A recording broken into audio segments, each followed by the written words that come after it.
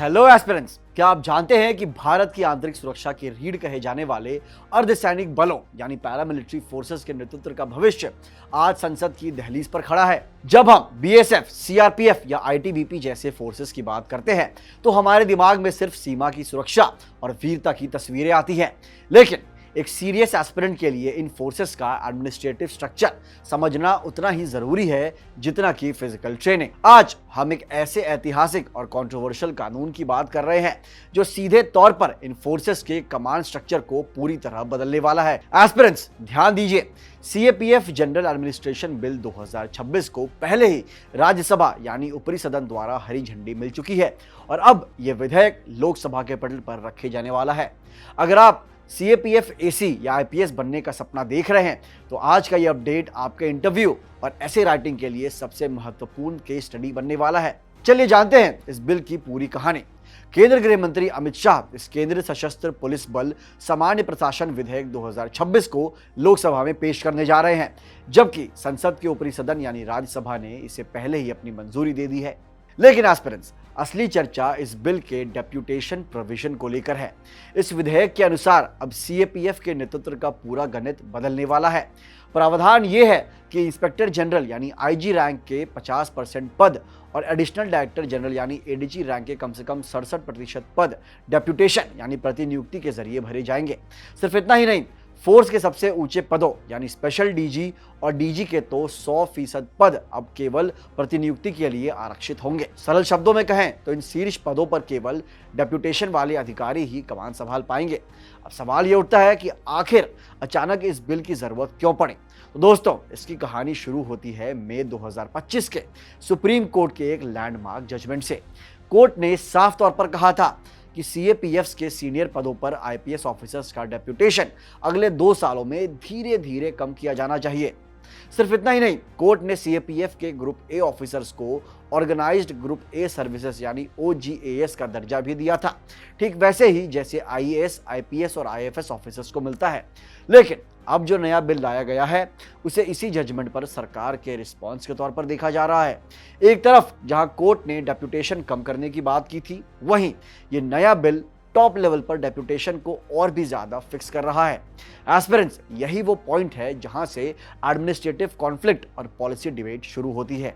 Supreme court के उस सख्त आदेश के बाद मिनिस्ट्री ऑफ होम अफेयर्स ने हार नहीं मानी और कोर्ट ने एक रिव्यू पिटीशन फाइल की।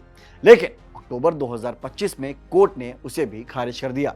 इसके बावजूद गृह मंत्रालय ने सीएपीएफ के अहम पदों पर आईपीएस अधिकारियों की नियुक्ति जारी रखी, जिसमें नॉन कंप्लायंस यानी आदेश की अनदेखी के आरोप लगने लगे। बात यहां तक बढ़ गई कि रिटायर्ड सीएपीएफ ऑफिसर्स ने यूनियन होम सेक्रेटरी के खिलाफ कंटेम्प्ट पिटीशन यानी अदालत की अवमानना तक फाइल कर दी। अब सरकार के पास 2 ही रास्ते थे, या तो कोर्ट का आदेश माने या फिर कानून ही बदल दे। और इसके बाद सरकार ने दूसरा रास्ता चुना। इसी प्रेशर के बीच कैबिनेट ने सीएपीएफ जनरल एडमिनिस्ट्रेशन बिल 2026 को मंजूरी दी ताकि कोर्ट के फैसले का समाधान लेजिस्लेशन यानी कानून बनाकर निकाला जा सके। एस्पिरेंट्स, यही वजह है कि यह बिल इतना कंट्रोवर्शियल और चर्चा का विषय बना हुआ है। अब एक बार रुक कर ये समझ लेते हैं कि आखिर ये सीएपीएफ है क्या और इनका स्ट्रक्चर कैसा होता है। एस्पिरेंट्स, भारत की इंटरनल सिक्योरिटी 7 बड़े पिलर्स पर टिकी है। इनमें असम राइफल्स जो इंडो म्यांमार बॉर्डर और नॉर्थ ईस्ट में तैनात है, बीएसएफ है जो पाकिस्तान और बांग्लादेश बॉर्डर की रखवाली करती है, और सीआईएसएफ है जिसका काम एयरपोर्ट्स और क्रिटिकल इंफ्रास्ट्रक्चर को प्रोटेक्ट करना है। इसके अलावा सीआरपीएफ इंटरनल सिक्योरिटी और लॉ एंड ऑर्डर संभालती है। एसएसबी नेपाल और भूटान बॉर्डर पर तैनात है और आईटीबीपी चीन की सरहद को सुरक्षित रखती है। साथ ही हमारी elite counter terrorism unit NSG भी इसी का हिस्सा है।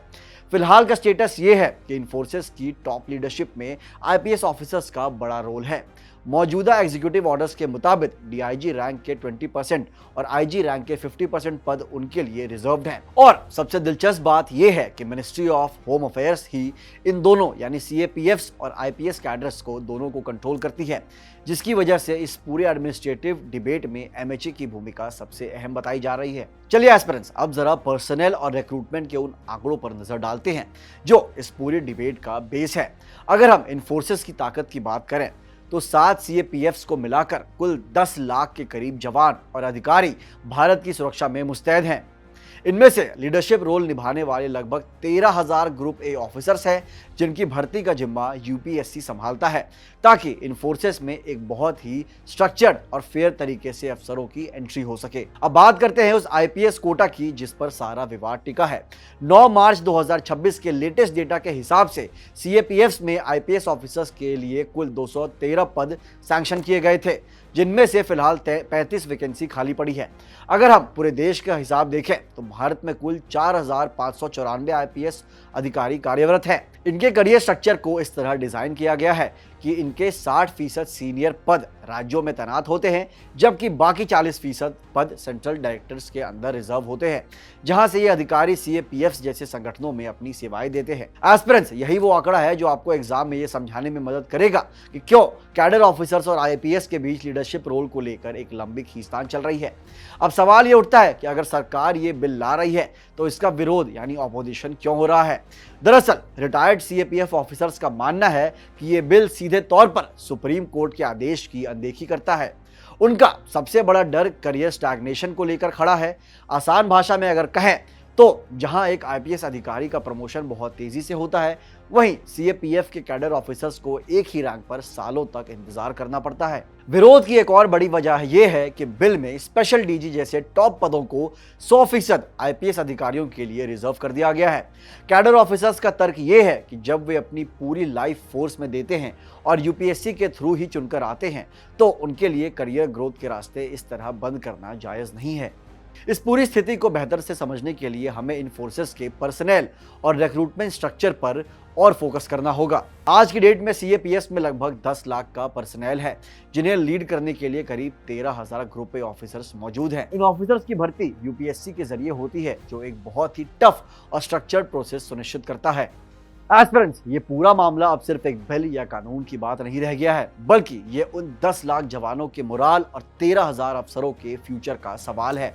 एक तरफ आईपीएस लॉबी का तर्क है कि डेप्यूटेशन से फोर्स को एक एक्सटर्नल पर्सपेक्टिव और पुलिसिंग का व्यापक अनुभव मिलता है, तो दूसरी तरफ सीएपीएफ कैडर का कहना है कि जो ऑफिसर अपना पूरा जीवन बॉर्डर और कठिन परिस्थितियों में बिताता है, उसे अपनी ही फोर्स के टॉप पद से वंचित रखना कहाँ का न्याय है।